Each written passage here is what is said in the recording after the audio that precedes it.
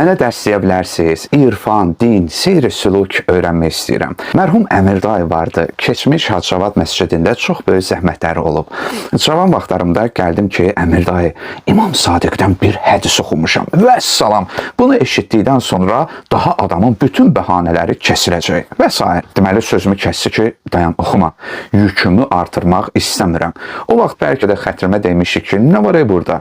Bəli, Saf surəsinin əvvəllərində oxuyuruq. Ey iman gətirənlər, niyə etmədiyiniz şeyi deyirsiniz?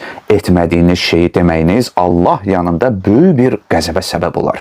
Mən ki, bu qədər danışıram ha. Allah dərgahında sorğu-sual olunanda məndən soruşacaqlar. Fərid, sən cəmaata bu qədər şey danışırdın. Əməldən tutmuş əqidəyə qədər. Sən özün dediklərinə nə qədər əməl etmisən? Sözüm odur ki, gənclər və hətta yetkin adamlar kitab tövsiyəsi, müəllimlik ricası edirlər. İxtisas baxımından deyirsinizsə bu ayrı.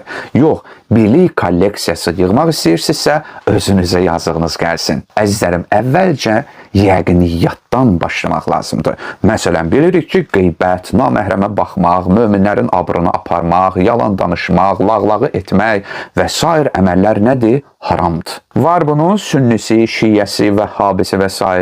Yer üzündə əksər insanlar bu həqiqəti bilir. Bəs nə qədər adam riayət edir? Donuz ətindən qaçan adamlar qeybət qırmaq kimi əməldən nə qədər qaçırlar? Adam var ana ata ilə, ya həyat yoldaşı ilə, ya insanlar ilə özünü apara bilmir. Amma Allah yolu getmək istəyir. Elə bilir Allah yolu getmək İxlas surəsini neçə dəfə oxumaq, Əl-Həmd sözündə hə hərfini necə tələffüz etməyi bilməkdir. Hədisdə deyir, bildiklərinizə əməl edin ki, Allah bilmədiklərinizi sizə öyrətsin. Yəqin bildiyiniz əməllərə əməl etsəz, nəticə əldə edəcəksiniz. Yol bizim üçün davamlı aydınlaşacaq.